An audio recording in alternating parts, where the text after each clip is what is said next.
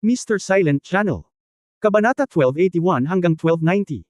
Extraction System. Isang malambot na puting liwanag ang bumungad sa katawan ni Hong Dali. Napakalambot ng puting liwanag. Kahit na binalot nito si Hong Dali, sobrang komportable at medyo inaantok si Hong Dali. Siyempre, si Hong Dali ay hindi kailanman mangangahas na matulog sa oras na ito, dahil madaling hindi na magising kapag siya ay nakatulog. Nababalot ng puting liwanag, dahan-daang lumutang ang katawan ni Hong Dali. Tahimik siyang nakatayo sa kalawakan, nakababa ang mga paa sa lupa at nakaharap ang mukha sa Diyosa ng karunungan. Sa puting liwanag na ito, walang magawa si Hong Dali. Kung tutusin, kumari pa ng takbo, ni hindi niya maigalaw ang kanyang katawan. Kung tutusin, masyadong makapangyarihan ang kapangyarihan ng Diyosa ng karunungan. Ang walang katapusang mga taon ay tumutugma sa halos walang talo na kapangyarihan. Ito ay isang puwersa na talagang walang paraan upang labanan si Hong Dali. Tama ang Diyosa ng karunungan. Hindi na niya kailangang gumamit ng anumang paraan laban kay Hong Dali. Kapag sapat na ang kapangyarihan, walang kabuluhan ang lahat ng sabuatan at pandaraya. Ganap na inayos ni Hong Dali ang kanyang kasalukuyang anyo sa hangin, at sa sandaling ito, malumanay na itinaas ng Diyosa ng karunungan ang kanyang mga tauhan. Ang mga tauhan na ito ay pinalamig mula sa kanyang mga luha sa panahon ng labanan ng mga Diyos ang mata ni Nalisbo, ang Diyos ng karunungan, sila sa Damasoilan. Isang nakasisilaw na pilak na liwanag ang direktang tumagos sa gitna ng mga kilay ni Hong Dali. Naramdaman ni Hong Dali na naninigas ang kanyang espiritu, na sinundan ng pagpunit ng sakit. Isang itim na aura ang pilit na hinugot sa kanyang noo ng puting liwanag ng Diyosa ng karunungan. Kasabay nito, tumunog ang apurahang boses ng system. Alarm! Alerto! Ang Supreme God Clan ay natuklasan, ang sistema ay nasa krisis, at ang host spirit. Ang mga pagbabago ay lubhang magulo, at may posibilidad na mawalan ng malay. Patuloy na tumutunog ang alarma ng system, ngunit sa oras na ito ay ganap na hindi nakagawa ng anumang mga pagbabago si Hong Dali. Pagkatapos ng lahat, ito ay tungkol sa lakas. Malayo pa siya sa Diyosa ng karunungan. Ang itim na ambon ay pilit na hinugot ng Diyosa ng karunungan mula sa utak ni Hong Dali, at ito ay nasa pilak na liwanag ng mga tauhan. Ito ay namumuo sa isang itim na bagay na parang slurry, na parang isang itim na mercury, na patuloy na gumagalaw sa pilak na liwanag. Sa oras na ito, mayroon lamang isang maliit na sinulid na natitira sa itim na ambon, na konektado sa ulo ni Hong Dali. Lalong lumabo ang kamalayan ni Hong Dali, na dahil sa pagkahapo pagkatapos ng matinding sakit sa pag-iisip. Kung talagang nahimete si Hong Dali sa oras na ito, sa kanyang paggising muli, ang pinakamaliit na kahihinatnan ay mawawalan siya ng anumang alaala. Ang itim na ambon ay patuloy na hinihila palayo sa ulo ni Hong Dali. Pagkaraan ng hindi kilalang tagal, isang bahagyang pop na tunog ang narinig. Ang itim na ambon ay tuluyang naalis sa isipan ni Hong Dali. Tapos na ba ang lahat, bulong ni Hong Dali? Hindi siya masyadong malungkot sa oras na ito. Ang iniisip lang niya ay kung magiging matagumpay ang lahat, baka palayain ng Diyosa ng karunungan ang kanyang mga kamag-anak at kaibigan. Dahil dito, nang lumalabo na ang mga mata ni Hong Dali at unti-unting hindi na naramdaman ang kanyang kamalayan, biglang, isang matinis na sigaw ang nagmula sa kalawakan. Parang may na-stuck na malalim sa kumunoy sa disyerto. Para siyang lumunin ng isang malalang krisis. Kaagad pagkatapos, nagkaroon ng malakas na tawa. Kahit na ang Great Prodigal System ni Hong Dali ay nakuha na sa kanyang katawan at ang kanyang kamalayan ay malapit nang mawala, si Hong Dali ay nagising pa rin sa mga hiyawan at ligaw na tawa. Halika rito ang itim na ambon, ang Big Prodigal System, ay talagang bumalik sa ulo ni Hong Dali na parang kidlat. Sabay-sabay. Ang diwa ni Hong Dali, na nasa bingit na ng pagbagsak, ay lubos na napanatag. Tapos may nakita siyang eksenang hinding-hindi niya makakalimutan.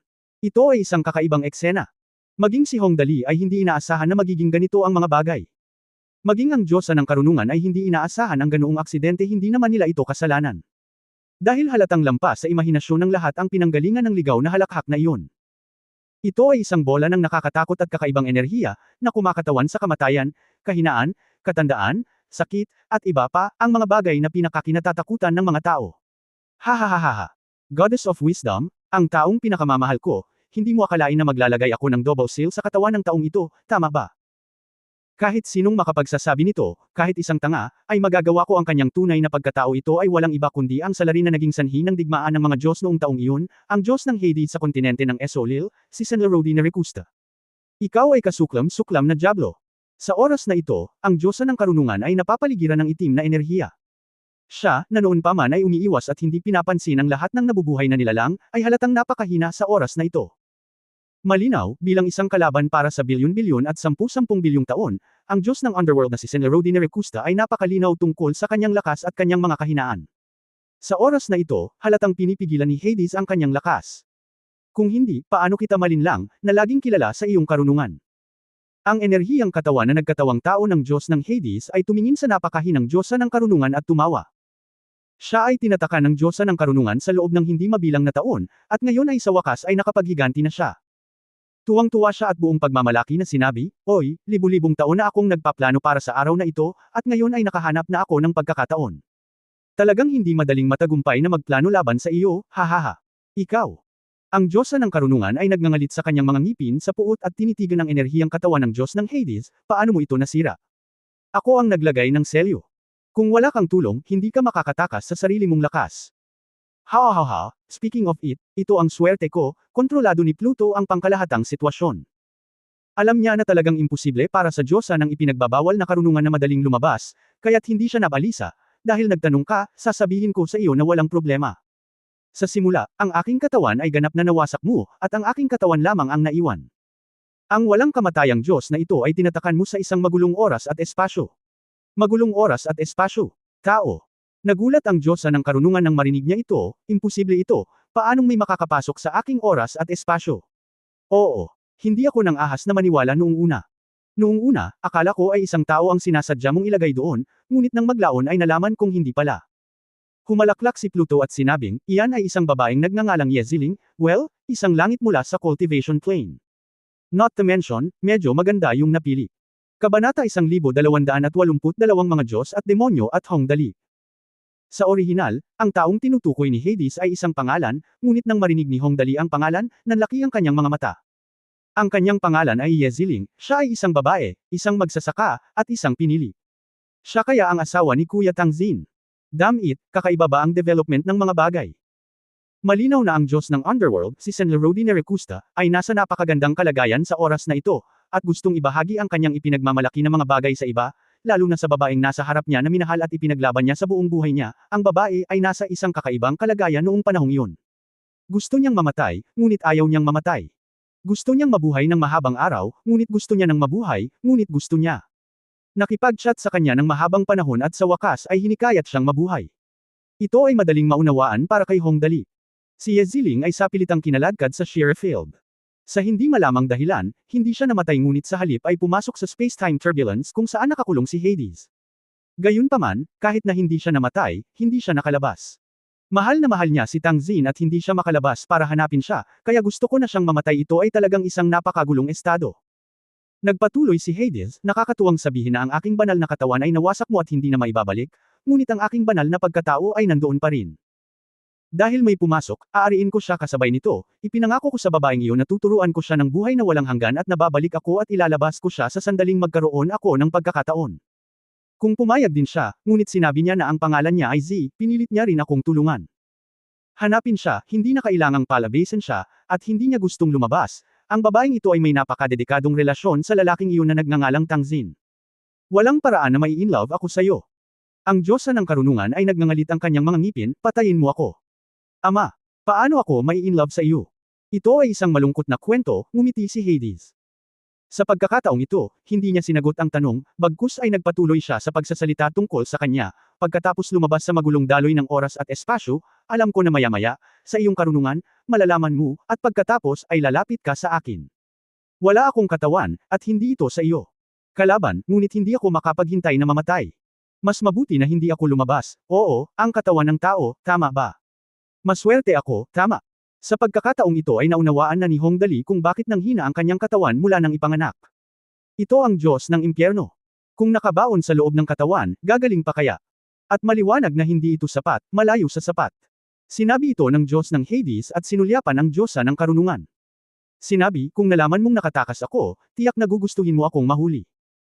Sa iyong banal na kapangyarihan, mararamdaman mo ang aking pag-iral hanggat nasa parehong eroplano ka sa akin, kaya bago pumasok sa katawan ng munting bastard na ito, gumawa ako ng isa pang bagay.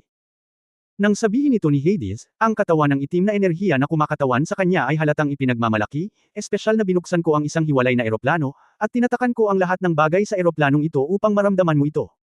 Ang espasyo sa espasyo ay ang orihinal na bayan ng munting bastard na ito, ang lupa sa eroplano ng kaligayahan. Hehe, hindi mo inaasahan, tama. Sa totoo lang, hindi ko katakatakang hindi ko naramdaman ang kanyang presensya nang mahuli ko ang kanyang pamilya noon, Wisdom the Goddess side, sa bagay na ito, talagang mas kalkulado ka kaysa sa akin. Kailangan yan. Ngumiti si Hades at nagsabi, ikaw rin ang Diyosa ng karunungan, isa sa pinakamataas na Diyos sa universo sa lahat ng malalaking eroplano. Una, kung hindi ko ito gagawin, paano ko ito itatago sa iyo at matagumpay na magplano laban sa iyo sa huli? Nagpatuloy si Pluto, tulad ng sinabi ko noon, malinaw na imposible para sa katawan na iyon na itago ito mula sa iyo. Ang pinakamahalagang bagay ay, higit pa rito, ang haba ng buhay ng tao ay masyadong maikli, at ang mga malulusog na tao ay may habang buhay lamang na wala pang 100 taon, hindi banggitin ng katawan na aking itinatago. Kaya't gumawa ako ng isa pang maipagmamalaki na obra maestra, na kung saan ay upang makuha ito mula sa eroplano ng kasiyahan. Kumuha siya ng isang kaluluwa at pumasok sa katawang ito na nasa bingit ng kamatayan, at kasabay nito ay nagbigay sa kanya ng isang malaking sistema ng talunan. Hahaha, hindi mo inaasahan. Sabay akong naglagay ng 2 selyo sa sarili ko. Lahat ng nasa labas ay ginagawa ng Great Prodigal System, at tinatakan ko ang aking sarili. Maliban kung ang Great Prodigal System ay nakuha mo, hindi na ako madyay gising, kaya napansin mo ang batang ito noong una. Akala ko napili siya, pero hindi ko akalain na sa katawan niya pala talaga ako nagtatago, diba? Hahaha. Kaya nga. Nagpakawala ng mahabang buntong hininga si Hong Dali, hindi nakakapagtakang talo siya. Palaging may mali sa sistema. Haha, bata, nararamdaman mo rin. Lumingon si Pluto, tumingin kay Hong Dali, at sinabing, hindi ba't ang sistemang ito ay tila napakakaswal, sa bawat oras? Ito ay palaging mag-upgrade kapag nakatagpo ka ng isang krisis o binago ang mapa, at ito ay palaging tatakbo sa gulo. Nasa loob nito ang lahat, at ang mga kinakailangan para sa iyo ay hindi masyadong mahigpit. Oo, huminga ng malalim si Hong Dali. Tono, nagtataka ako noon, kung bakit ito tinatawag na sistema, ngunit hindi ito gumagana ng mahigpit. Siyempre, tumawa si Pluto, at napaka-friendly niya kay Hong Dali, essentially speaking, I have always treated you as my own son. Nabuhay ako sa katawan mo sa loob ng 19 na taon. Sa loob ng 19 na taon na ito, ang mga magulang mo ay naging napakabuti sa akin at nag-aalaga sa akin. Sa totoo lang, talagang nagmamalasakit ako sa iyo. Medyo na-touch ako, bilang pagmamayari mo, protektahan mo sila. Anak. Kaya gusto ko lang takutin ka at sabihin sa iyo na sumulong ng hakbang-hakbang, lumabas sa mundo, pasukin ang kalawakan, ang larangan ng bituin, ang larangan ng alyansa ng mga bituin, at sa wakas ay makilala mo ang Diyosa ng karunungan. Hahaha, nakikipagtulungan sa iyo, paano ka pa rin mapipilit na magsanay araw at gabi tulad ng mga napili. Nang marinig ang mga salita ni Hades, si Hong Dali ay ganap na natigilan sa pagkakataong ito. Naramdaman na lang niya na tumataas ang kanyang reputasyon, at ito ay sumabog na parang planeta na tumatama sa lupa. Isa sa pinaka-advanced na mga Diyos sa universo, si Senlo, ang Diyos ng biolohikal na anak ni Hades Rodinericusta, holy shit, siya ay walang talo, hindi ba? Chapter 1283, Magsumikap ka, hanggang ngayon lang ang maitutulong ko sa iyo. Ikaw, ay napaka-implikado mo, ang boses ng Diyosa ng karunungan ay sa wakas ay nagpakita ng bahagyang pagbabago-bago, mukhang nag-effort ka talaga sa pagkanalaban sa akin. Hindi ko talaga inaasahan ang pagpili ng mahika sa simula. Ang hitsura mo lang ang magpapalin lang sa akin. Pero iniisip mo ba talaga na matatalo ako ng ganito? Ang Diyosa ng karunungan ay talagang hindi isang ordinaryong tao, kahit sa panahong ito, wala pa rin siyang nararamdamang takot. Dahil mayroon pa rin siyang backup na plano, isang tunay na backup na plano. Gu Feifei. Ang pinili ng Diyos na si Gu Feifei. Bilang isang taong palaging kasama ni Hong Dali, si Gu Feifei ay hindi nakatanggap ng anumang mga gawain sa panahong ito, na napakakakaiba sa sarili nito, at ang kanyang tunay na tungkulin ay pigilan ang mga aksidente na mangyari ng Diyosa ng karunungan. Sitwasyon. Ngayon ang ating enerhiya ay nasa pagitan lamang ng dalawa. Kung sa pagkakataong ito, sabi ng Diyosa ng karunungan, dahan-daang itinaas ang tungkod sa kanyang kamay, at biglang, nagkaroon ng malakas na liwanag sa tungkod mula rito.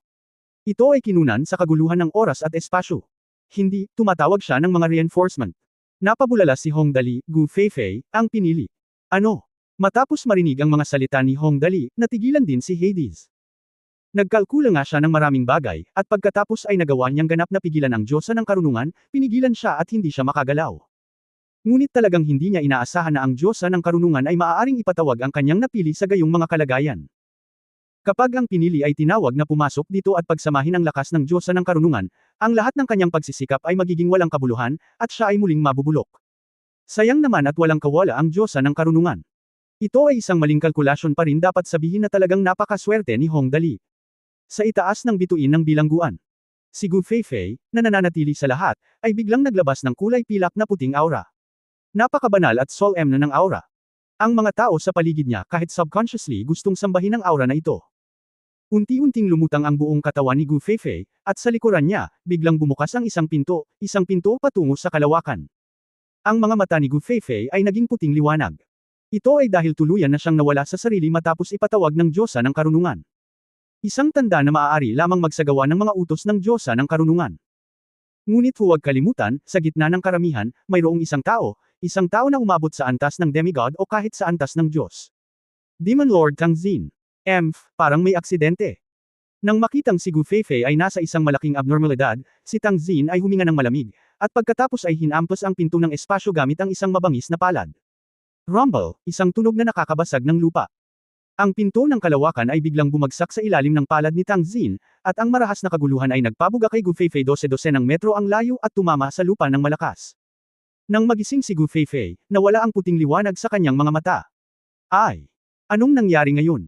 Tiningnan ni Gu Feifei ang kanyang sarili, puno ng pagtataka ang kanyang mukha, ano kaya ang nangyari sa akin para maging ganito? Pinatawag ka ng Diyosa ng karunungan at gusto kang tumulong.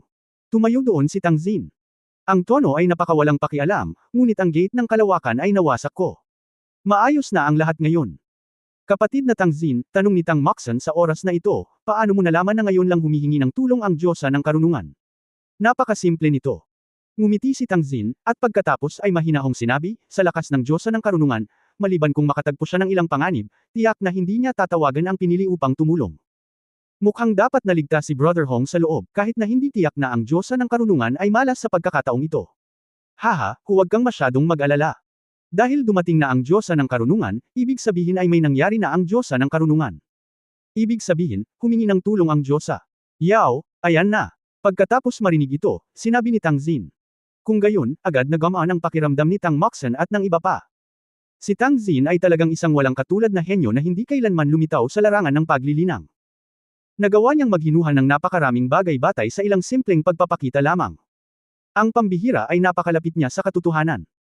Magiging maayos kung maayos si Dali, ang mga ngiti sa wakas ay lumitaw sa mga mukha ng lahat kahit na ang Diyosa ng karunungan ay masasabing ang pinakabanal at pinakamarangal na Diyosa sa universo, tiyak na walang magandang impresyon sa kanya ang lahat. Kaya walang utol kung siya ay malas. Sa kaguluhan ng panahon at espasyo. Ang maliwanag na ilaw na orihinal na nag-uugnay sa mga tauhan sa labas ay biglang naputol, at ang Diyosa ng karunungan ay talagang natarante sa pagkakataong ito. Bakit, paano nangyari ito? Nagulat ang Diyosa ng karunungan at nagsabi, sino sa lupa ang paputol ng koneksyon sa pagitan ko at ng pinili? Sa pagtingin pa lamang sa sulat kamay na ito, alam na ni Hong Dali kung sino ang gumawa nito, tingnan mo, mukhang kumilos si Brother Tangzin. Hehe, Diyosa, sa totoo lang, malas ka talaga. Ang Demon God ay pinakawala ng asawa ni Brother Tangzin, at sa oras na ito, sinira ka ni Brother Tangzin. Good thing. Well, sa totoo lang, nakikiramay talaga ako sa iyo. Bigla niyang naramdaman na talagang kaunos-lunos ang Diyosa ng karunungan. Siya ay may napakalakas na lakas, ngunit sa huli ay nahulog siya sa mga kamay ng maliliit na tao.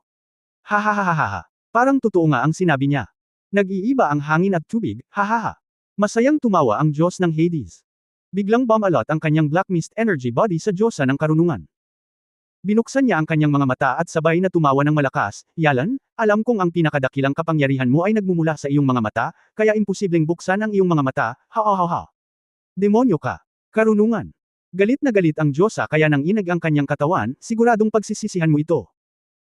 Hindi mahalaga kung hindi ko ito pagsisihan sa hinaharap, hindi pinansin ng Diyos ng Underworld ang mga salita ng Diyosa ng karunungan, gayunpaman, ganito na ako, ang aking banal na katawan ay ganap na nawasak sa iyo, hindi ako makakasagot. Bagamat ang aking pagka-Diyos ay walang kamatayan, walang saysay na mabuhay ng ganito, kaya bigla akong nagkaroon ng isang napaka-interesante na ideya. Matapos marinig ang kanyang mga salita, intuitively naramdaman ni Hong Dali na may mali.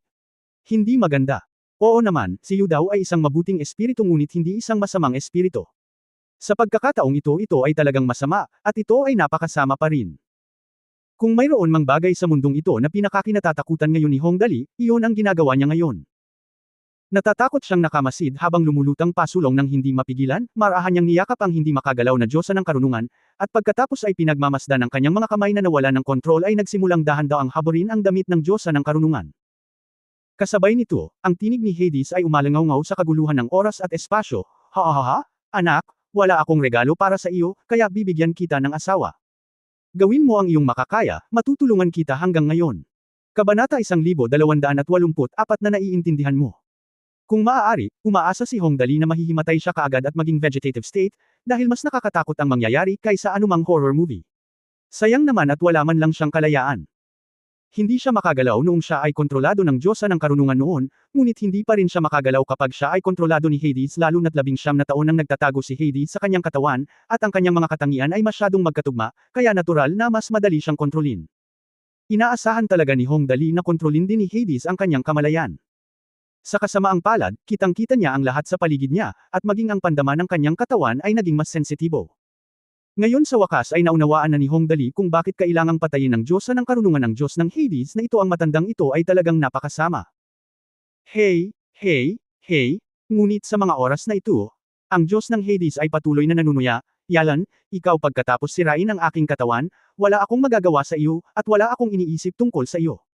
Gayunpaman, tinatakan mo ako sa loob ng 10 bilyong taon. Sa panahong ito, ikaw ang pinakamadalas na iniisip ko araw-araw. Ang gusto kong gawin ay isang araw kung kailan ako makakaganti. Pinapahirapan ka ng walang katapusan, ngunit pagkatapos ay nadama ko na ito ay magiging masyadong mura para sa iyo. Demonyo ka! Sumigaw ang Diyosa ng karunungan, papatayin kita. Tiyak na papatayin kita. Kung ang Diyosa ng karunungan ay maaaring magmulat ng kanyang mga mata sa oras na ito, hindi magdududa si Hong Dali na ang kanyang mga mata ay puno ng galit. At ang kidlat, pagdating ng panahon, natatakot ako na ang pinaka-nakakatakot na pagsabog ng enerhiya ay maaaring ganap na sabog ang buong universo sa basura. Gayunpaman, si Hong Dali ang pinakamahina sa tatlo.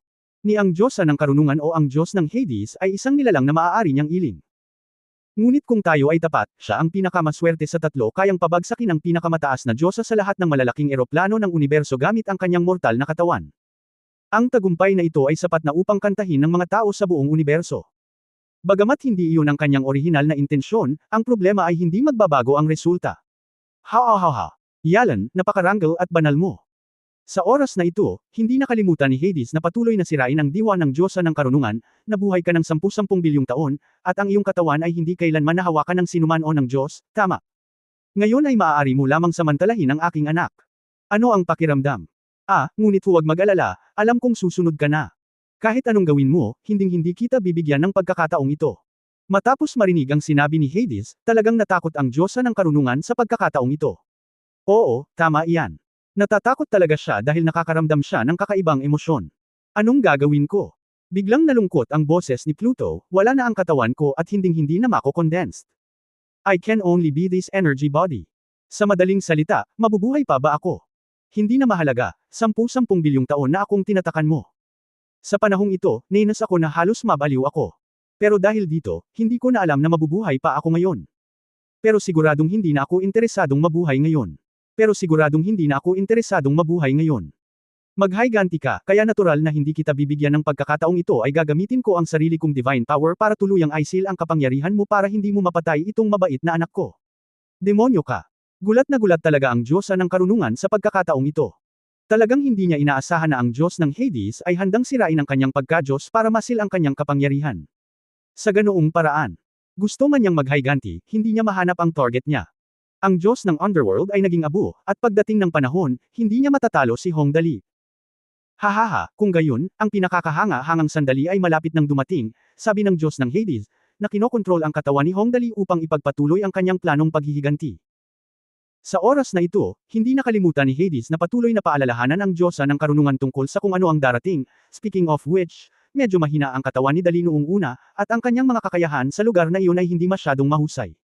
Kaya ginawa ko ang isang maliit na pabor para sa kanya. Well, siguradong magkakaroon ka ng isang kahangahangang pakiramdam kung manatili ka ng ilang sandali pagkatapos, sige, Ate mo. Sa wakas ay naunawaan ni Hong Dali kung ano ang nangyayari sa kanyang sexual na kapangyarihan sa simula wala siyang magagawa, at nagsimulang kumilos muli si Hong Dali. Mga mahabang palda na lumilipad. Nalaglag ang puting gauze na damit. Ang hubad na Diyosa ng karunungan na nakahiga sa mga bisig ni Hong Dali ay walang pinagkaiba sa isang ordinaryong babae sa panahong ito. Bukod sa hindi mapigil na galit, hindi siya nagpakita ng kabaliwan o hindi maisip na kapangyarihan. Sa totoo lang, takot lang ang naramdaman niya sa mga oras na ito. Bagamat nabuhay siya ng walang katapusang mga taon, ito ang unang pagkakataon na nahaharap siya sa ganoong sitwasyon. Sa oras na ito, ang Diyosa ng karunungan ay maislan at malambing. Walang makapag-isip na siya ay napakalakas na tao, o sa madaling salita, isang Diyos. Siya ay talagang napakaganda, kahit na walang kapintasan, at walang sino man ang makakahanap ng kahit isang kapintasan sa kanyang katawan. Saglit na natarante si Hong Dali sa eksenang nasa harapan niya. Naisip pa niya na baka ito ay isang magandang bagay. Ang Diyosa ng karunungan, ang pinaka-advanced na Diyos sa universo, ay nakahiga sa kanyang mga bisig na parang isang kuting. Gayunpaman, kapag iniisip niya kung ano ang susunod na mangyayari, nakaramdam siya ng labis na takot. Ngunit halatang walang kabuluhan ng gulat. Hindi nagtagal, isang mahinang helenghing ang nagmula sa dilim, at kasabay nito, nakita ni Hongdali ang isang kristal na luhang tumutulo mula sa sulok ng mga mata ng Diyosa ng Karunungan. Umiiyak din ba ang mga Diyosa? Subconsciously, iniunat ni Hongdali ang kanyang kamay, ngunit nagulat siya nang makitang natapos na talaga ang kanyang aksyon. Iniunat ni Hongdali ang kanyang kamay at marahang pinunasan ang mga luha sa mata ng Diyosa ng Karunungan. Bagamat siya ay nakiramay sa kanya, ito ang pinakamalaking bagay na magagawa ni Hongdali. Kung tungkol sa iba, wala na siyang kontrol ngayon. Ang Diyos ng Hades ay nasisiyahan sa lahat ng bagay sa kanyang harapan. Mula noong araw na siya ay nabuklod, hindi na siya gaanong nasasabik gaya ngayon sa loob ng 10 bilyong taon. Wala siyang naramdaman kahit katiting na hindi nararapat sa kanyang ugali. Siya ay nahulog na baliw sa pag-ibig sa Diyosa ng Karunungan noong una, ngunit ang Diyosa ng Karunungan ay ganap na winasak ang kanyang banal na katawan. Sa nakikitang wala na akong maisip na iba, mabuti pa rin na samantalahin ang aking pinakamamahal na anak. Ang pinakamagandang bagay ay pagkatapos ng araw na ito, anong mga kawili-wiling bagay ang susunod na mangyayari. Ito talaga ang gusto niyang makita. Anyway, para sa kanya ngayon, sapat na ang magpakasaya. Ano pa ang kailangan mo mula sa isang pangkat ng mga katawan ng enerhiya? Kaya, sa kaguluhang ito ng oras at espasyo, dumating, alam mo. Kabanata 1285 mga mata. Hindi nagtagal, nawala ang hangin at ulan at naging kalmado ang lahat. Si Hongdali ay nakahiga sa tabi ng Diyosa ng Karunungan. Sa sandaling ito, nakaramdam siya ng kakaiba. Hindi ko masabi ang nararamdaman ko. Maging excited, medyo. Kung tutusin, ang taong kakasama lang niya ay isa sa mga pinaka-advanced na Diyos sa universo. Kahit sa panaginip niya, hindi niya akalain na magkakaroon siya ng ganoong araw. Upang sabihin na ako ay nalulumbay, ito ay kaunti, o isang malaking bahagi nito. Pagkatapos ng lahat, hindi ito ang kanyang orihinal na intensyon. Talagang napakabait niyang bata. Kung tutusin, ayaw niyang gawin ang mga bagay na gaya ng pagpilit sa Diyosa na gawin ito ngunit tila hindi naman siya masyadong lumalaban. Kung tutusin, kung hindi nangyari ang aksidente, malamang na nasa vegetative state siya ngayon. Kaya sa pangkalahatan, kumita si Hongdali. Kung tutusin, ang kagandahan ng Diyosa ay hindi maaaring halikan ng sinuman kung gusto nila. Ang tunay na problema ngayon ay nasa ugali na ipinakita ng Diyosa ng Karunungan sa panahong ito. Mahirap sabihin kung anong klaseng ekspresyon meron siya ngayon. Siya ay napakakalma, mas kalmado kaysa sa inaakala ni Hongdali. Sa katunayan, alam ni Hongdali na gusto siyang patayin ng Diyosa ng Karunungan ngayon, ngunit ang problema ay hindi niya ito magagawa ngayon. Ang huling ginawa ni Hades ay sirain ang kanyang pagka-Diyos, ganap na ikinulong ang kapangyarihan ng Diyosa ng Karunungan. Sa madaling salita, ang kabuuang lakas ng Diyosa ng Karunungan ngayon ay tungkol sa antas ng planeta. Mula sa isang Diyosa hanggang sa isang babae, ang malaking pagbabagong ito ay naging dahilan upang ang dalawa ay hindi makalingon sandali. Kung alam ito ng iba, tiyak na magugulat ang kanilang mga panga, at ang kanilang mga panga ay malaglag sa lupa at madudurog. Uri ng. To be honest, hindi ko inaasahan na magiging ganito ang mga bagay-bagay. Si Hongdali ay nakahiga sa lupa sa magulong kalawakan, nakatingin sa sumisipol na space-time turbulence sa itaas ng kanyang ulo, at ulong, nakakatwira na gusto mong hilingin sa akin na magbago. Tulala. Bilang resulta, nabigo ka, at ngayon tayo ay ganito. Hindi ko alam kung dapat ba kitang kumbinsihin o hindi. Kung hikayatin kita, magiging tanga ako. Kung hindi kita kukumbinsihin, magiging tanga ako. Isa. Iyan ang ano. Kaya ikaw. Tumigil ka na sa pagsasalita. Umupo ang Diyosa ng Karunungan. Inayos niya ang kanyang damit. Bagamat maaari na niyang ipagpatuloy ang pagkilos, nakapikit pa rin ang kanyang mga mata dahil tuluyan nang nakakulong ang kanyang pagka-Diyos. Handa na itong buksan. Iyon ay isang pares ng napakagandang mata. Ang parehong itim na kulay tulad ng Hongdali, ang maitim at malalalim na mga mata ay parang mga bituin sa universo, na walang katapusang aura, kung ang dating Diyosa ng Karunungan ay walang kapintasan. Ngayong naimulat na niya ang kanyang mga mata, mas naging perpekto siya. Kahit na tumingin siya sa mga mata niya ng kaunti pa, ang kaluluwa niya ay maaagaw niya. Kaya mo bang buksan ang iyong mga mata? Napakaganda ng iyong mga mata. Bulalas ni Hongdali. Nang sa wakas ay nakita niya ang Diyosa ng Karunungan na nakadilat ang mga mata, naramdaman ni Hongdali na baka may nagawang mabuti si Hades. Ang Diyosa ng Karunungan ay talagang isang dilag na kayang akitin ng sinumang lalaki. Ang saligan ay wala na siyang kapangyarihan ng kataas-taasang Diyos. Huwag mo akong kausapin, isipin mo muna kung paano mabubuhay. Hindi sinagot ng Diyosa ng Karunungan ang tanong ni Hongdali. Ang kanyang saloobin ay hindi karaniwang kalmado. Hindi niya pinatay si Hongdali sa sandaling makagalaw siya, at hindi rin siya nasaroon ng loob. Dahil dito, lalo pang nabalisa si Hongdali dahil kadalasang nagiging mas takot ang mga babae kapag mas mahinahon sila pagkatapos makatagpo ng malalaking pagbabago. Tiyak na hindi siya nagulat sa mga bagay, dahil narinig na niya ang mga salita sa likod ng Diyosa ng Karunungan, ang aking kapangyarihan ay wala na, at ang kaguluhan ng oras at kalawakan ay hindi magtatagal bago ito tuluyang gumuho. Kung saan tayo lilito pagkatapos ng pagbagsak? Hindi ko rin alam. Kung tayo ay mapalad, maaari tayong lumitaw sa isang planeta kasama ng mga tao. Kung tayo ay malas agad, tayo ay malas. Ang mga salita ng Diyosa ng Karunungan ay nagpatindig ng balahibo ni Hong Dali. Kung bumagsak ang space-time turbulence sa oras na ito, ang mga kahihinatnan nito ay talagang hindi maisip. Ngunit sa oras na ito, ang kapangyarihan ng Diyosa ng Karunungan ay selyado na, at si Hong Dali ay hindi kasing kapangyarihan niya, kaya kitang-kita ang resulta. Crack, ang magulong espasyong ito ay nagsimulang magkaroon ng mga bitek, na nagdulot ng pagkamot na parang salamin. Ang kakilakilabot na daloy ng espasyo sa itaas ay nagsimulang magkagulo, at lumitaw ang mga bitek sa lupa. Nang makita na ang buong espasyo ay malapit ng gumuho, si Hong Dali ay walang oras upang isipin ito.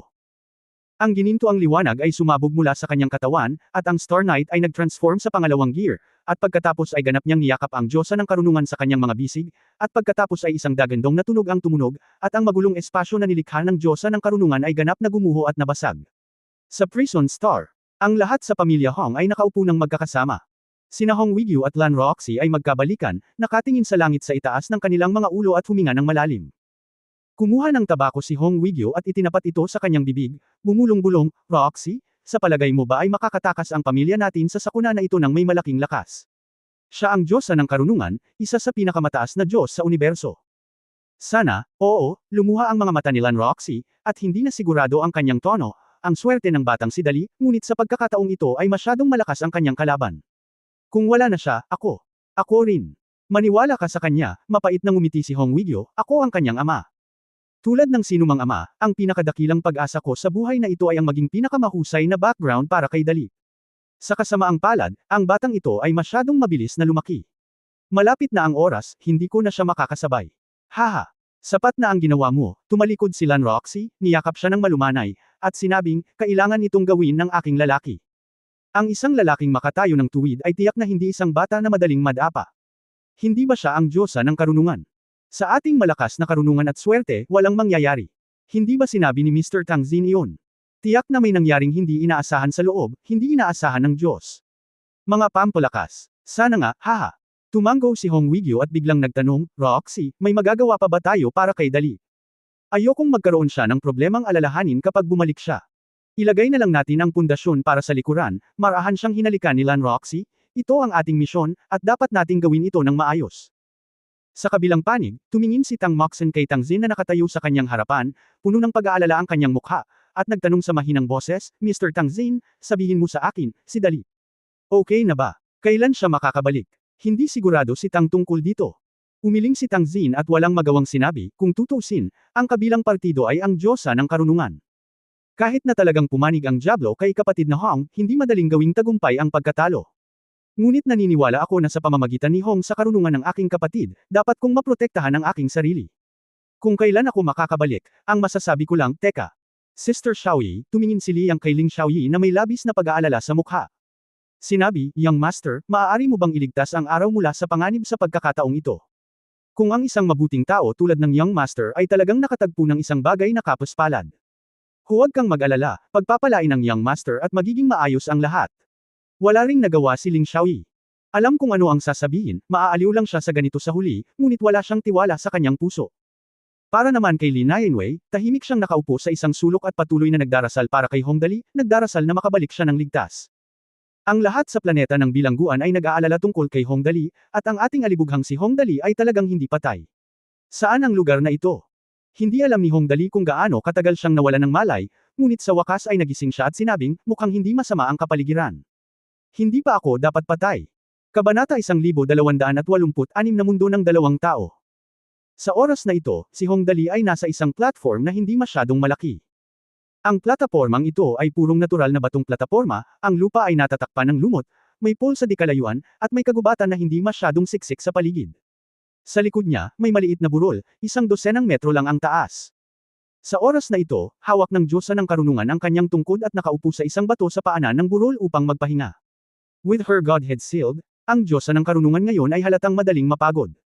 Kung hindi, sa kanyang orihinal na lakas, walang magiging problema kahit na hindi siya umupo sa loob ng libu-libong taon o 10,000 taon. Gising ka na pala. Nang makitang kumilos si Hongdali, malamig pa rin ang boses ng Diyosa ng Karunungan, hindi mo na kailangang tumingin pa. Isa itong tuktok ng bundok, napapaligiran ng mga bangin. Hindi tayo makakababa. Tuktok ng bundok. Talampas. Bangin. Hindi. Ayokong makulong dito pagkatapos kong mabuhay. Gustong umiyak ni Hongdali ngunit walang luha.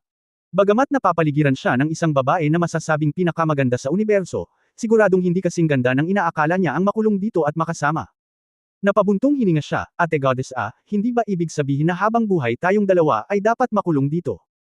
Sabi niya at mabilis na tinawag ang Star Knight para mag-transform, ngunit halatang hindi ito ang orihinal na eroplano, dahil kahit na nararamdaman niya ito, naramdaman niya ang aura ng Golden Emperor Gu, ngunit hindi niya nagawang gamitin ang Starry Sky Knight para mag-transform. Dahil hindi ito makapag-transform, natural na hindi ito makakalipad. Tinawag ko ang sistema sa aking isip, ngunit walang sumasagot. Kalimutan mo na, dahil hindi ka makakababa, hindi ka makakababa. Saglit na nag-isip si Hongdali at biglang nagsalita ulit. Ang kanyang ekspresyon ay naging lubhang kalmado. Hindi ka ba nagmamadaling bumaba? Natigilan ang Diyosa ng Karunungan. Ano ang magandang bagay sa pagbaba? Kailangan kong tumakbo muli, umiling si Hongdali, ayokong mag-isip ng kahit ano dito. Tingnan mo ang tanawin, may isang magandang Diyosang kapatid na babae na sama-sama sa akin, ang ganitong uri ng eksena ay pangarap ng maraming tao. Hindi pa. Ate, tingnan mo, may tubig dito at may mga prutas sa mga puno. Dapat man o hindi, sa maikling panahon, kailangan nating magutom. Malamig na tumingin ang Diyosa ng Karunungan, so ano? Buhay ka pa ba? Kung hindi ka makaligtas, kailangan nating harapin ito mamaya. Si Hongdali ay walang anumang pagtutol, itinakda mo ang Demon God sa loob ng 10 bilyong taon, ngunit ang selyo na ibinigay niya sa iyo ay hindi tumagal ng bilyon-bilyong taon. Hindi ito dapat posible. Sa palagay mo ba ay makakaligtas ako hanggang doon? Natigilan ang Diyosa ng Karunungan. Agad kong naintindihan ang ibig niyang sabihin, naalala ko kung paano niya siya desperadong nailigtas ng gumuho ang espasyo, at pagkatapos ay tumingin sa kanilang dalawa ngayon, gusto ko siyang patayin, ngunit hindi ko magawa. Sa katunayan, hindi siya isang maawang tao, ngunit nakaharap kay Hongdali, ang lalaking nagmamay-ari sa kanya at nagligtas sa kanya. Hindi niya talaga alam kung anong klaseng emosyon ang dapat niyang gamitin para harapin ang relasyon ng dalawa. Kaaway, kaunti, at marahil marami. Pero wala sa mga iyon ang gusto niya. Kung hindi niya siya nahuli. Sister Goddess, biglang nagsalita si Hongdali at nagtanong, sa totoo lang, sabi mo wala kaming ganoong galit noong una, bakit namin binago? Paano kaya naging ganito? Sa tingin mo ba mas maganda kung hindi natin guguluhin ang ilog? Hinihintay pa rin ako ng kapatid kong si Zinxan at Nianwei na bumalik, at nag-aalala pa rin sa akin ang aking mga magulang. Itinulak pababa. Sa hindi maipaliwanag, napadpad kami dito, na nakulong sa bundok na ito. Ang iyong pagkadyos ay selyadong, at hindi ako makapag-transform. Sa lakas namin ngayon, imposibleng makababa ako ng bundok. Napakasama. Mukhang ang swerte ko ay palaging maganda. Gusto mo bang mamatay? Matapos marinig ang mga salita ni Hongdali, ang Diyosa ng Karunungan ay namutla, sinamantala mo ako at sinabing malas ka ba? Kung hindi siya naging maswerte, nasa vegetative na siya ngayon, at pagkatapos ay natagpuan niya ang Diablo at tinatakan siya. Ang resulta ay hindi maganda, nabigo siyang Isil ang Demon God, ngunit siya ay tinatakan ng Demon God, at ang kanyang dalisay at dalisay na katawan ay ibinigay din sa kanya. Narinig ni Hongdali na ang boses ng Diyosa ay hindi tama, at ibinaling ang kanyang ulo upang tingnan, at agad siyang natigilan. Nakita niyang namumula ang mga mata ng Diyosa ng Karunungan, ang kanyang mukha ay kasing puti ng konfeti, at ang kamay na nakahawak sa tungkod ay bahagyang nanginginig sa sobrang galit. Hindi ko siya masasaktan sa oras na ito. Siya ay may lakas sa antas ng planeta pagkatapos ng lahat. Isa akong ordinaryong tao. Kung papatayin niya ako, hindi ba kailangang mabalo yung mga magagandang asawa sa pamilya natin? Ngunit nang sabihin iyon, sa sandaling ito, ang malambot na pisngi ng Diyosa ng Karunungan sa wakas ay nagkaroon ng pahiwatig ng mga paputok, ang kanyang matingkad na pulang bibig ay bamuka at sumara ng gusto, at maging ang mahinang ambon sa kanyang mga mata ay kitang-kita. Sa wakas ay naunawaan ni Hongdali kung ano ang ibig sabihin ng pagiging isang diwata na bumababa sa mundong mortal, at kung ano ang ibig sabihin ng pagiging isang diwata. Ipinatapon na walang kamatayan. Sister Goddess, you are worthy of being a god? Halos napatulala si Hongdali at hindi namamalayan, napagtanto ko na wala pa akong nakitang mas maganda kaysa sa iyo. Nako, dapat ay nasa itaas ka, ngunit ako ay maliit sa ibaba. Sila ay tulad ng mga langgam, maaari mong durugan ng bilyon-bilyon sa kanila nang walang pag-aalinlangan. Ngunit ngayon lahat tayo ay nakulong dito. Itong bastard na ito, dinadala mo pa ito. Nataranta ang Diyosa ng Karunungan. Hindi niya alam kung ano ang gagawin, ngunit siya ay nalulumbay na hindi siya makahinga. Lumitaw ang mga ugat sa kanyang maliliit na kamay, at mahigpit niyang hinawakan ang tungkod. Sister Goddess, biglang tanong ni Hongdali, na ibinalik sa kanyang magulong pag-iisip ang Diyosa ng Karunungan, bakit ba labis mong kinamumuhian ang Demon God? Dahil ba sa pinatay niya ang iyong ama? Oo, hindi ba totoo? Dapat ko bang kamuhian siya?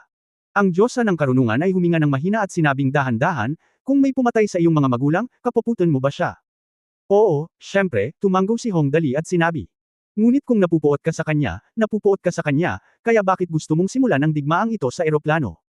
Hindi ba masama para sa mga tao mula sa lahat ng eroplano na mamuhay ng mapayapa? Hindi naman kailangan nilang lumaban. Nabalitaan ko na ang lahat ng ito ay dahil sa piniling iyon. Ito ay tinatawag na plane war, kung saan 10-10 bilyon at daan-daang bilyong tao ang namamatay. Naisip mo na ba ang damdamin ng mga namatay? Talagang nalungkot si Hong Dali tungkol dito. Plane war, kung hindi dahil sa plane war, paano ko nadiskubre ang sekreto ng Great Prodigal System at naakit ang Diyosa ng karunungan? Bukod dito, daan-daang bilyong tao ang namatay sa digmaang iyon, hindi mabilang na mga pinuno ng lahi ang bumagsak, at hindi mabilang na mga kumpi ng kanya ng Nolipol.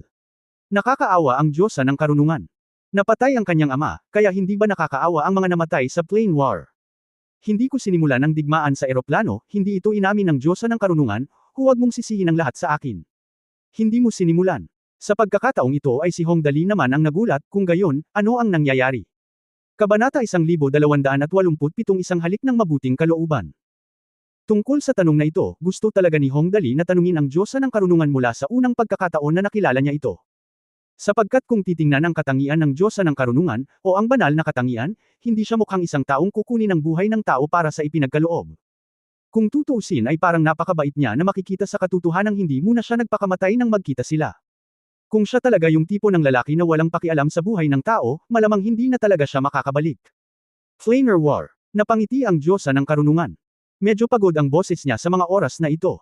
Umiling siya ng walang magawa at nakangiting sinabi, hayaan mong tanungin kita, mayroon bang hari sa lugar kung saan ka ipinanganak? Oo.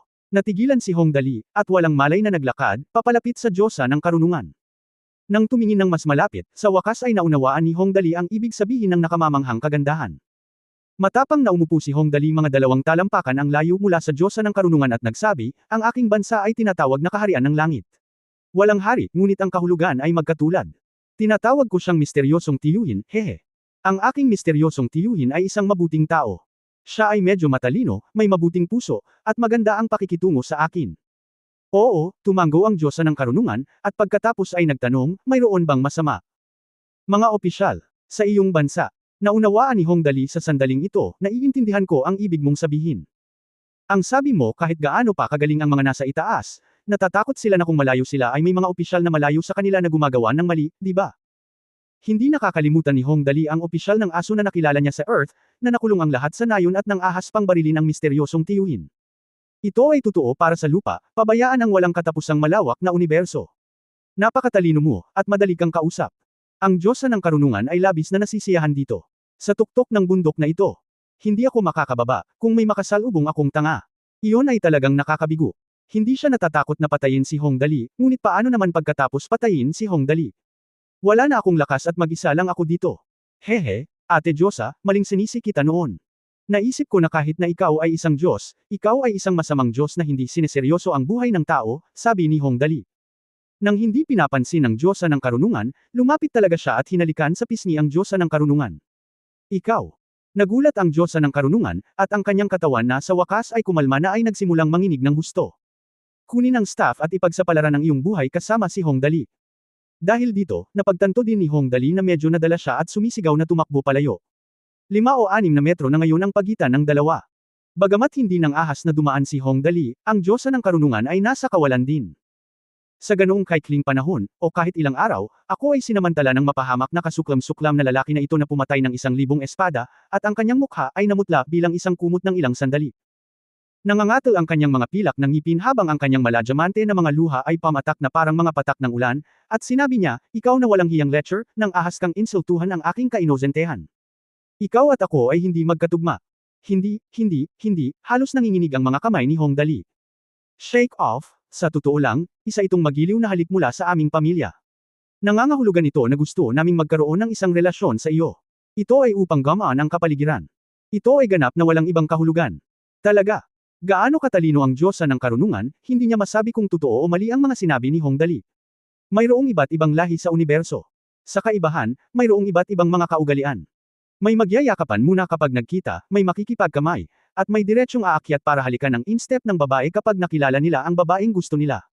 Sinabi ni Hong Dali na ito ang kaugalian doon, at ngayon ay nawalan na ito ng kapangyarihan.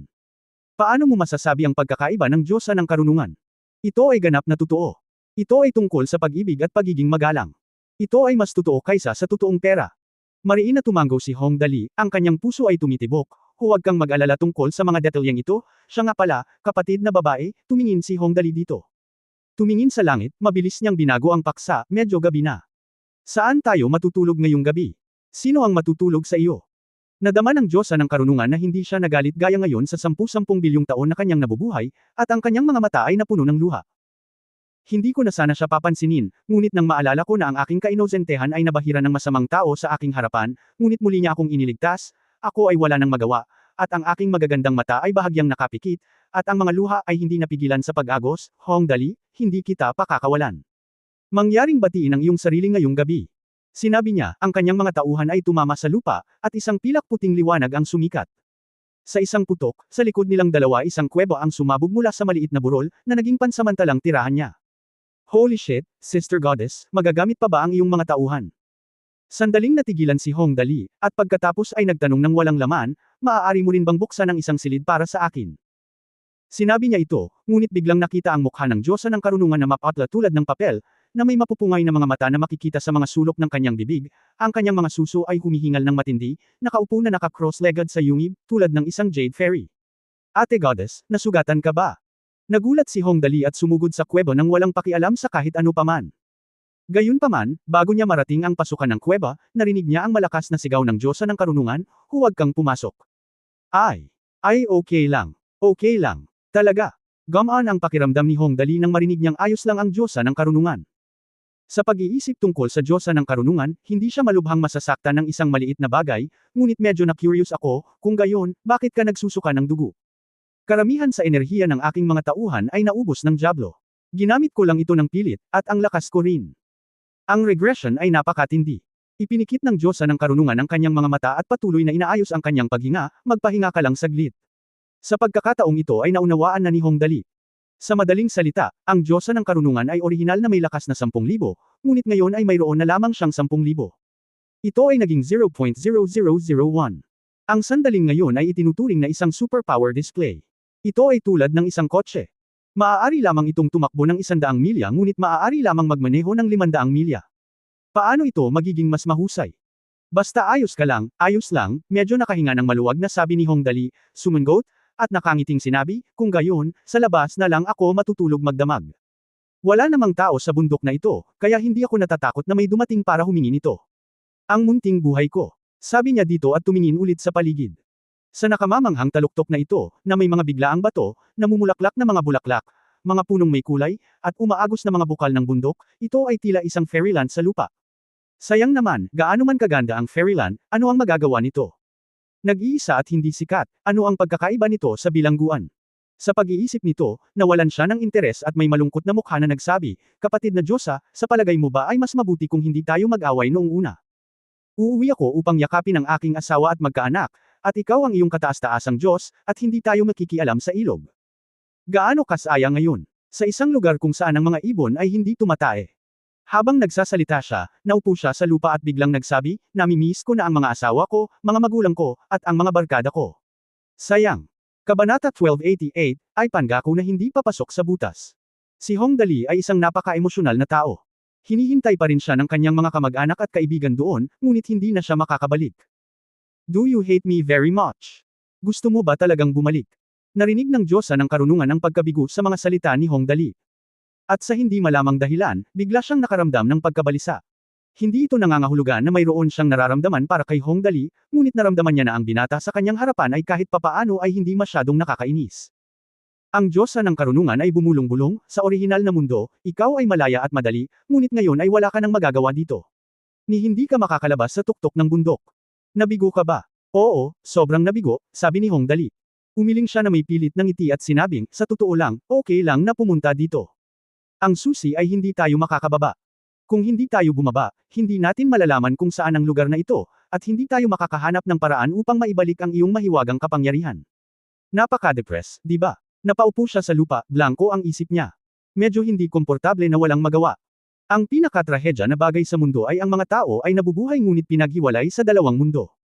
Ang kanyang sitwasyon ay mas masahol pa kaysa sa dalawang mundo, ito ay direktang dalawang eroplano. Anong uri ng pagpapahirap para sa isang masigla, malayang mapagmahal, walang pusong tao na tumatawa at tumatawa araw-araw upang gugulin ang kanyang buong buhay na mag-isa sa tuktok ng bundok, na hindi na muling makakasama ang kanyang pamilya at mga kaibigan? Hindi naman kalabisan na sabihing hindi siya patay, ngunit kung ito ang kaso, hindi ito gaanong naiiba sa kamatayan. Nakita na ni Hong Dali ang paligid, hindi niya alam kung paano nabuo ang bundok na ito. Ito ay halos isang tuwid na linya mula sa tuktok ng bundok hanggang sa ibaba, at ito ay nasa paligid. Sa madaling salita, kung gusto mong bumaba ng bundok, maaari ka lamang tumalon, at ang mga kahihinatnan nito ay napakasimple. Maging isang tunay na patay na tao. Nang makitang malungkot si Hong Dali, hindi alam ng Diyosa ng karunungan ang sasabihin. Gusto kong makita niya ako. Kahit nasa pinakamapanganib na mga panahon, siya ay nasa mataas na espiritu at hindi natatakot. Sa oras na ito, siya ay sobrang nanlumo. Sa ilang sandali, hindi alam ng Diyosa ng karunungan kung tama siya o mali sa paghabol sa kinaroroonan ng Diyos ng demonyo at pag-aresto kay Hong Dali. Nanalo ba siya? Hindi naman kailangan. Kaya sinamantala ito ni Hong Dali. Hindi naman kailangan. Nandidiri ka ba sa akin? Nang makita ang nakamamatay na katahimikan, ang Diyosa ng karunungan ay nakaramdam din ng walang hangganang depresyon at ang kanyang pag-iisip ay hindi mapakali, kaya nagtanong siya. Hate you. Anong kinaiinisan kita? Nagpakawala ng mahabang buntong hininga si Hong Dali, biglang tumawa, at sinabing, You have your position, and I have mine. Hinahabol mo ang demonyong Diyos. Nandito ako para protektahan ka. Ang pamilya ko. Walang tama o mali sa pagkakaroon ng magkaibang posisyon. Sayang lang na parang wala sa ating dalawa ang may magandang wakas sa huli. Ang pinakamahalaga ay tayo lang ang magiging isang pares ng Diyos, hindi tayo magiging isang pares ng Diyos. Gutom o uhaw, para mabuhay si Mahuho ng daan-daang taon. Saglit na inayos ng Diyosa ng karunungan ang kanyang paghinga. Sa wakas nakabawi ng ilan. Bilang isa sa mga pinaka-advanced na Diyos sa universo, nakalimutan na niya kung paano makisama sa mga tao, at hindi niya alam kung ano ang gagawin ng ilang sandali. Sa katunayan, mula nang magkaroon siya ng pinakamatalik na relasyon kay Hong Dali, ang kanyang puso ay nasa kaguluhan. Sinong Diyos ang mag-aakalang mapipilitan siyang gawin ito ng isang ordinaryong tao? Sabihin mo sa akin ang tungkol sa iyo, dahan-daang tumayo ang Diyosa ng karunungan at naglakad patungo kay Hong Dali. Sa pagkakataong ito ay sumunod na rin siya. 2 metro ang layo niya sa Hong Dali, dahil pinili ka ng Diablo, siguradong maganda ang buhay mo, tama ba? Maaari mo bang sabihin sa akin ang tungkol dito? 2 na lang sila ngayon sa tuktok ng bundok, kaya casual lang silang mag-chat ng ganito. Bilang ginhawa, ang buhay ko, may sasabihin para dito. Nang banggitin niya ito, biglang nagsimulang magsalita si Hong Dali ng walang tigil, noong mga oras na iyon, naglalakbay lang ako sa oras, at pagkatapos ay tinawag ako ng iba na aliburga. Ang alibughang alibugan, at ang iba hindi mahalaga sa akin, wala akong pakialam tungkol dito. Sa oras na iyon, naisip ko, dahil ang aking pamilya ay may pera at kailangan kong tapusin ang gawain, maaari akong gumastos ng pera, ngunit hindi ako maaaring gumastos ng pera, kahit na hindi ako maaaring gumastos. I just bought some things that were promising but that no one optimistic about, and guess what, in the end, lahat ng nabili ko, kumikita ako ng malaki, pero hindi naman ako kumita ng pera, kung hindi mo gagastusin, pera lang. Mahigit 2 oras siyang nagsalita. Bagamat gustong kainin ng Diyosa ng karunungan si Hong Dali, kailangan niyang kainin. Sa totoo lang, napaka-interesante ng sinabi ni Hong Dali, napakaganda ng kanyang karanasan, at hindi siya masamang tao. At least basta kaibigan niya, aalagaan niya siya ng mabuti. Kung alam kong ganoon kang tao, umiling ang Diyosa ng karunungan at ngumiti pagkatapos pakinggan ang usapan ni Hong Dali tungkol sa stock market, at sinabing, maaaring mas matagal pa kitang naobserbahan at hindi na ako sabik na kumilos. Nasabi niya ito dahil sa emosyon. Masyado siyang naiinip na habulin ang Demon God noon. Kung alam niya na si Hong Dali ay napakabait at mabait, hindi na kailangang kumilos. Maaari niyang patuloy na subaybayan siya ng palihim. Bakit pumunta sa ganoong lawak? Nako, walang silbi ang pagsisisi ngayon, medyo nag-iisip na sabi ni Hong Dali, sa totoo lang, isipin mo ito, ikaw ang Diyosa ng karunungan, isa sa pinakamataas na Diyos sa lahat ng mga pangunahing eroplano ng sansinukob, paano ka magiging katulad ko? Gaano kahanga-hanga para sa mga maliliit na tao ang magkasama dito? Kung balang araw ay makakalabas tayo, ipagyayabang ko ang iba, isang masayang panahon sa tuktok ng bundok kasama ang Diyos ng karunungan. Tayong dalawa lang talaga ang hindi maniniwala. Sino, na ginugol ang mundo ng 2 tao kasama mo, lumingon ang Diyosa ng karunungan at sinabing, pumunta ako rito ng walang magawa, at hindi ko ito kusang loob. Sinabi ito ng Diyosa ng karunungan. Saglit na natigilan si Hong Dali sa kanyang hitsura bilang isang maliit na anak, at Ulong, Sister Goddess, napakaganda mo. Sa totoo lang, bihira akong pumuri ng iba na ganito. Maging ang mga kapatid kong sina Zinkson at Nianwei ay napakaganda. Tigilan mo na ang pagpupuri sa kanila ng ganyan. Okay, magpahinga ka ng maaga. Hindi pinansin ng Diyosa ng karunungan ang kaguluhang ito at muling pumasok sa kuweba, binabalaan kita, huwag kang pumasok sa kuweba, kung hindi ay palalayasin kita. Okay, pangako hindi ako papasok sa butas. Si Hong Dali ay gumawa ng isang pawn at tumingin sa Diyosa ng karunungan na may ngiti, kung gayon ay hahanap na lang ako ng matutulugan. Kung makakagising ako ng maaga bukas, ipaghahanda kita ng almusal. Hindi ko alam kung bakit, ngunit ang Diyosa ng karunungan ay nanginginig ng hindi namamalayan, palagi niyang nararamdaman na ang bastos na ito ay walang magandang intensyon, ngunit pagkatapos pag-isipan ito ng mabuti, naramdaman niyang walang mali sa kanya. Kailan darating ang maliwanag na buwan? Itanong mo sa asol na langit ang iyong alak. Hindi ko alam kung anong taon na sa palasyo sa kalangitan. Gusto kong sakyan ang hangin pabalik, ngunit natatakot ako na maging masyadong malamig sa mga magagandang gusali at mga jade na gusali sa matataas na lugar. Sumasayaw ako para maalis ang mga anino, paano ko mararamdaman na ako ay nasa mundo rin? Proudly humang a song, and dali hamang a song, and dali hamang a song. Kabanata 1289 na 0-point swimsuit. Ang Diyosa ng karunungan ay tumayo sa gilid ng bangin, hinahayaan ang hanging bundok na umihip sa kanyang palda at mahabang buhok, na parang isang natuyong estatwa ng isang Diyos. Siya ay isang Diyos at siya ay isang tao, ngunit siya, ang Diyos, ngayon ay nangangailangan ng Hong Dali upang alagaan siya. Walang paraan. Matapos maging isang Diyos sa napakatagal na panahon, madalas nakakalimutan ng isang tao kung paano maging isang tao. Halimbawa, nakalimutan pa niyang kumain ngayon. Paano kumain? Ate Goddess, kumain na. Namitas si Hong Dali ng maraming ligaw na prutas mula sa kagubatan, pinaghiwalay ang isa sa mga prutas na may makapal na kabibi, ginawang 2 mangkok ng tubig, at dinala ang mga ito, may kasabihang okay, ang mga tao ay parang bakal. Kung hindi ka kumain, magugutom ka. Hindi ka na mas maganda kaysa dati. Kung hindi ka kumain, mamamatay ka talaga. Speaking of which, itong prutas ay nasa lugar na ito. Lahat sila ay medyo masarap, matamis, at nagpainit sa aking buong katawan pagkatapos kumain ng mga ito. Tapos uminom ako ng tubig sa pool. Bukod sa wala akong makitang tao, lahat ng iba ay talagang maganda. Salamat. Kahit papaano ay nasabi ng Diyosa ang 2 salitang ito nang hindi sinasadya. Ang huling beses na nagpasalamat siya ay noong nabubuhay pa ang kanyang ama. Ito ay may mahabang kasaysayan. Nako, hindi mo kailangang maging magalang. Halika, kain muna tayo. Ibinigay ni Hong Dali ang hinugasang prutas sa Diyosa ng karunungan, pagkatapos ay umupo at nakangiting sinabi, mabuti na lang at ulila ako noon at ginawa ko ang lahat ng mag-isa. Kung hindi, iisipin kong hindi talaga ako marunong mag-alaga ng mga tao. Hindi ka ba natatakot na papatayin kita pagkatapos kong mabawi ang aking kapangyarihan? Dahan-daang ibinuko ng Diyosa ng karunungan ang kanyang bibig, kumagat ng kaunti sa prutas, at mahinang sinabi, ako ang pinakamahina ngayon. Kung gusto mo akong patayin, wala nang mas magandang pagkakataon kaysa dito. Pag-uusapan natin ang hinaharap mamaya, walang pakialam si Hong Dali, kung gusto kitang patayin, hindi kita ililigtas noong gumuho ang kalawakan. Nagbabago ang mundong ito. Ano ang susunod na mangyayari? Kung papatayin kita, hindi ako makakalabas. Kahit na bumaba ako, wala akong kahit na sinong makakausap. Ano ang punto? Ang Diyosa ng karunungan ay bumulong-bulong bilang tugon, nagpatuloy sa pagkain ng prutas, at tumigil sa pagsasalita. Sister Goddess, sabi ni Hong Dali matapos ang prutas. Hindi siya mapakali at sinabing, mag-isip tayo ng ilang laro na maaari nating laruin. Kung hindi, kung mananatili tayo dito sa buong araw, mamamatay tayo sa depresyon. Habang nagsasalita siya, pagtingin sa paligid, hindi nagtagal ay napangiti siya, Sister Goddess. How about we play backgammon? Gob-ang. Ano yun? Dati, walang problema sa pananatiling mag-isa sa loob ng milyon-milyong taon, ngunit ngayon sa pananatili sa Hong Dali, may inis siya sa ilang kadahilanan kung walang gagawin si Hong Dali. Ngayon nang marinig ko na sinabi ni Hong Dali na gusto niyang maglaro ng backgammon, naging curious siya, paano maglaro? Simple, kumuha ka lang ng ilang piraso ng chess bawat tao.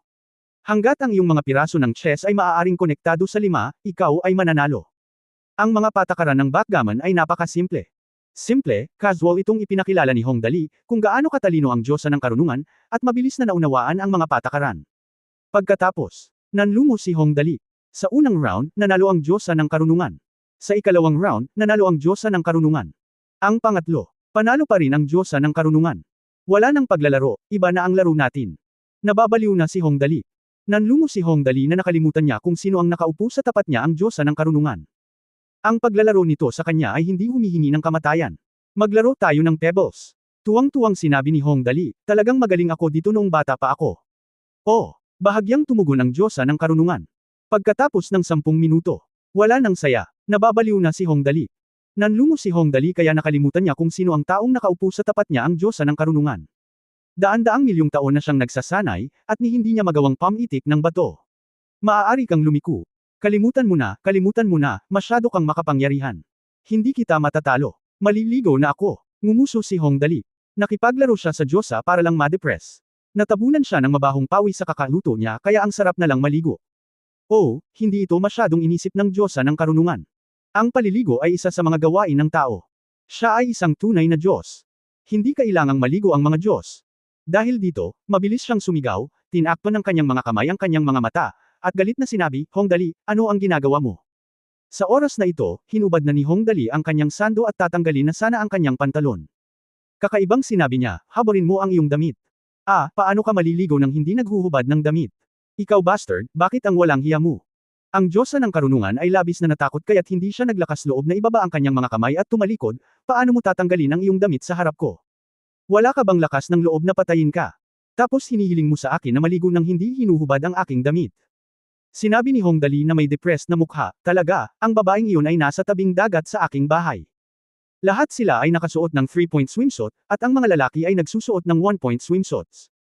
Oops, walang 1-point swimsuit na isusuot dito, kaya 0-point swimsuit na lang ang isusuot ko. Ang mga 0-point na swimsuit, syempre, huwag magsuot ng mga ito. Papatayin kita. Hindi na kinaya ng Diyosa ng karunungan. Sa isang kisap mata ng kanyang mga tauhan, isang sinag ng puting liwanag ang bumaril diretso sa Hong Dali. Pagkatapos ay narinig niya ang isang pop at ang tunog ng mabibigat na bagay na nahuhulog sa tubig. Lalong nanlumo ang mukha ni Hong Dali. Sa wakas nakasara ang bibig.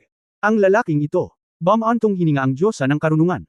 Kahit na ang dalawa sa kanila ay gumawa ng kahit na ang pinakakilalang bagay, ang Diyosa ay isang Diyosa pagkatapos ng lahat, marangal at banal. Ang sitwasyon ang nagdidikta nito noon at wala siyang pagpipilian kundi ngayon, kung nais ni Hong Dali na maging walang kabuluhan muli sa kanya, kung gayon. Naisip niya dito, biglang naalala ng Diyosa ng karunungan na inalagaan ni Hong Dali ang kanyang pagkain, pananamit at pang-araw-araw na buhay. Ang kanyang saloobin ay medyo mabait at hindi siya lumampas sa linya. Bagamat napakadaldal niya, hindi siya nagsalita ng masyadong masakit, kaya medyo malumanay ang mga kilos niya. Bilang isang resulta, habang iniisip ko ito, biglang may tunog ng tubig, at ang boses ni Hong Dali ay labis na nasasabik, Sister Goddess, may natuklasan ako. Isang magandang bagay. Bakit ka excited? Ang Diyosa ng karunungan ay hindi nang ahas lumingon siya at sinabing, may isda sa tubig. Paano mo nalaman? Natigilan si Hong Dali, bueno, ikaw ang Diyosa ng karunungan, at wala akong meat at tago sa iyo. May mga isda sa tubig, malalaki sila. Isda, ngayon ay swerte tayo, gagawa ako ng paraan upang makahuli ng iilan at magluto ng inihaw na isda para sa iyo ngayong gabi. Hindi alam ng taong ito kung ano ang laman ng utak niya, sobrang galing talaga ng pagtalon sa fourth dimension. Hoy, hindi tama yan. Habang nagsasalita siya, biglang nagulat si Hong Dali, naaalala ko na hindi ako marunong lumangoy. Bakit ako masayang lumangoy sa tubig? Sa pag-iisip nito, biglang nagising si Hong Dali. Halika, ito ay elemental affinity, ang kakayahan na pinagpala sa akin ng Great Prodigal System noon. Kapaki-pakinabang ba ito? Ang sorpresang ito ay hindi maliit na bagay. Biglang bumulusok muli si Hong Dali sa tubig. Kabanata 1270 ikaw ay parang apoy sa taglamig. Sa pagkakataong ito ay lamusong si Hong Dali sa tubig, pinagmasdan niya itong mabuti at maingat na sinubukan kung nananatili pa rin ba siya sa kakayahang magkaroon ng elemental affinity. Pagkatapos ng lahat, ito ay sinadya, at hindi nagtagal ay natuklasan niya na ang kanyang elemental affinity ay halatang pinahina ng unang asawa. Sa madaling salita, makokontrol niya ito ng kaunti, mula sa hindi marunong gumamit ng tubig hanggang sa magaling sa tubig. Tulad ng para sa kumpletong kontrol tulad ng dati, imposible. Nako, sayang, medyo nadismaya si Hong Dali, ang epekto ay hamina ng husto, kung hindi, natatakot ako na kailangan nating maghanap ng paraan upang makababa ng bundok.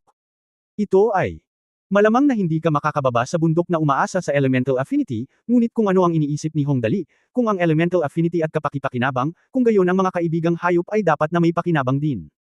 Tamang-tama na utusan ng ilang mga hayop na maghanap ng malaking ibong lumilipad na magdadala sa iyo at sa iyong kapatid na Diyos sa pababa ng bundok.